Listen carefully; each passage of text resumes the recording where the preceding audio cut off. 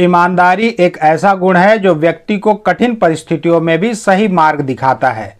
जब हम सच्चाई और ईमानदारी का पालन करते हैं तो न केवल हमारे कार्यों का सही परिणाम मिलता है, बल्कि हमें कई अप्रत्याशित लाभ भी प्राप्त होते हैं।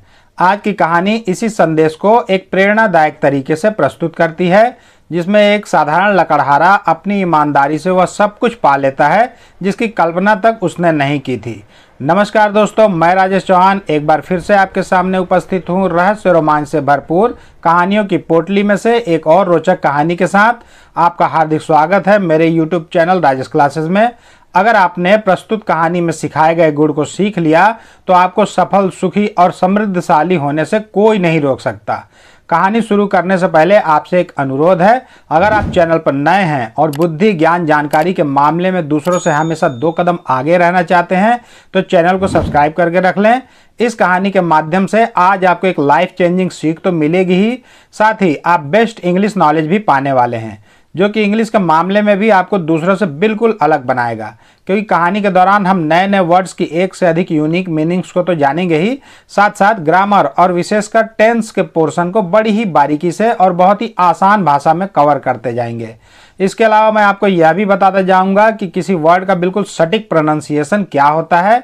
इसके बाद आपको अंग्रेजी पढ़ना, लिखना, बोलना और समझना बिल्कुल बच्चों का खेल लगने लगेगा। तो देर किस बात की, चलिए आज की इस बेहद रोचक कहानी को शुरू करते हैं। तो आज की कहानी का शीर्षक है the honest would cutter. Honest मतलब होता है ईमानदार, वुड कटर मतलब लकड़हारा। वुड मतलब लकड़ी, कटर मतलब लकड़ी काटने वाला, यानी लकड़हारा। यहाँ पे एच जो है ना, ये साइलेंस है ना, यहाँ से पढ़ते हैं ऑनेस्ट। तो एक ईमानदार लकड़हारे की ये कहानी है। One afternoon a would cutter was cutting a huge tree by the river.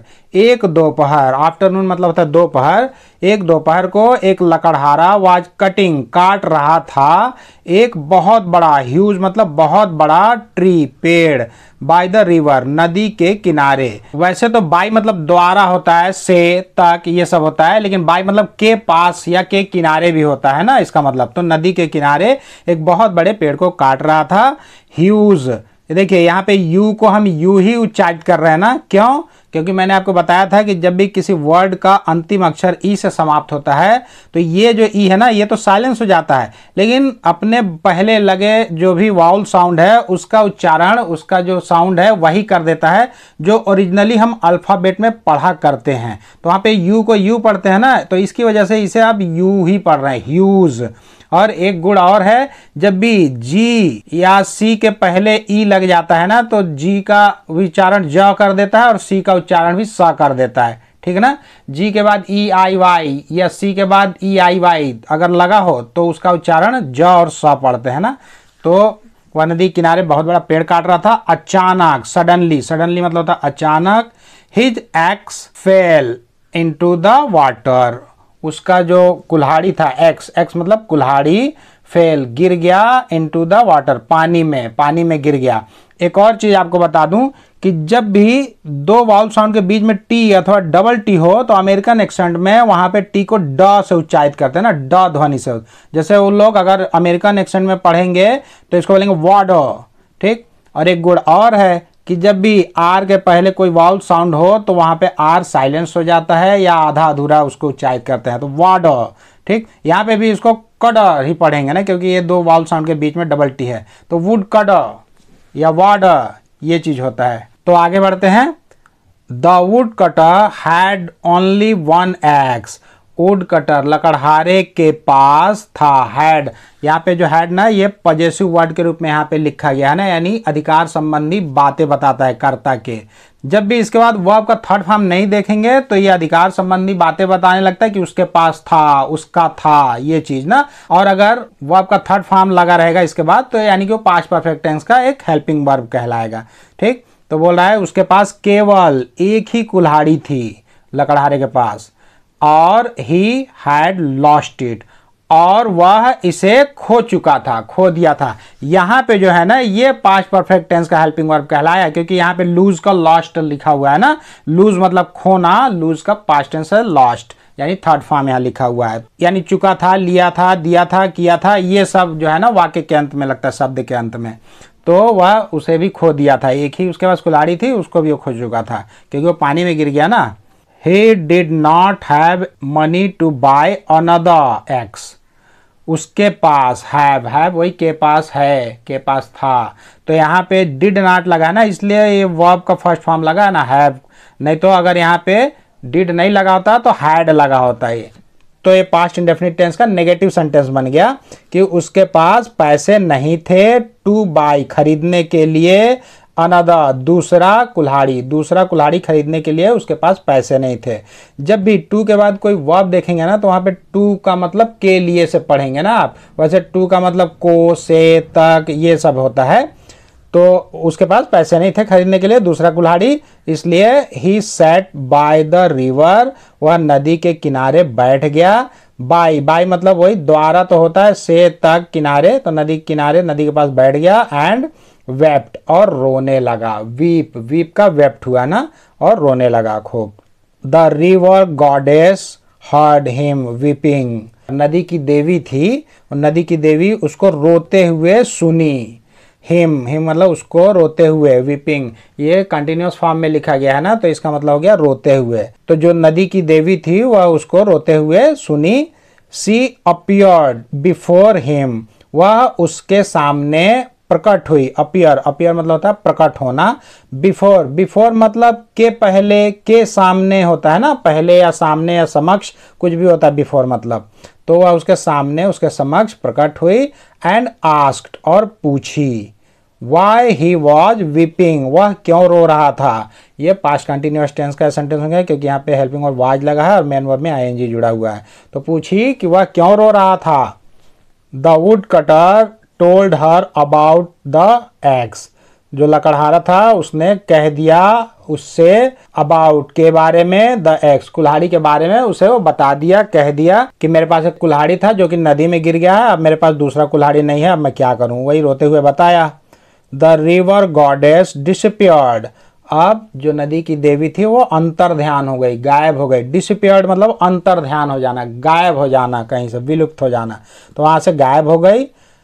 When she appeared again, जब वह appeared again फिर से, again मतलब फिर से, पुनः प्रकट हुई।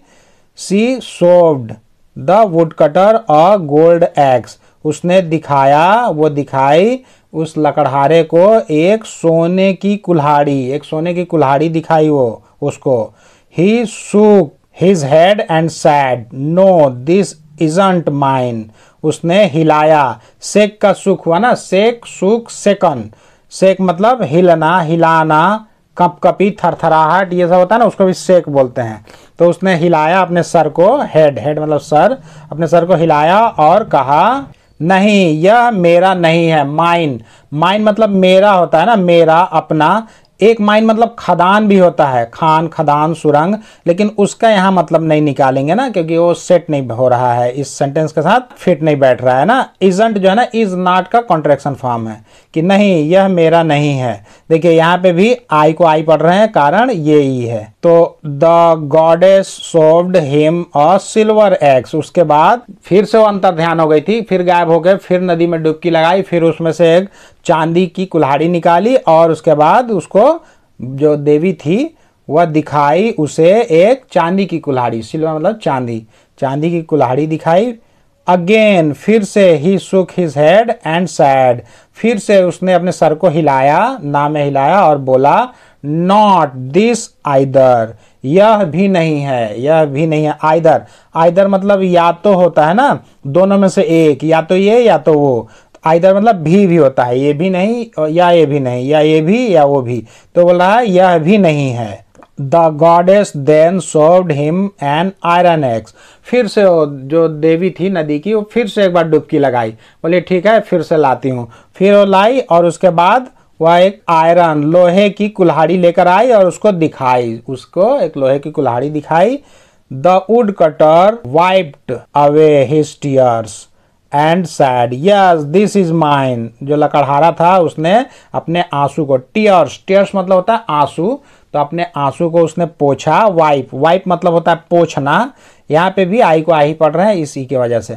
तो उसने अपने आंसू पोछे और बोला, हाँ यह मेरा है माँ। मदर, मदर मतलब होता है माँ, यही मेरी कुल्हाड़ी है माँ। वह बोला।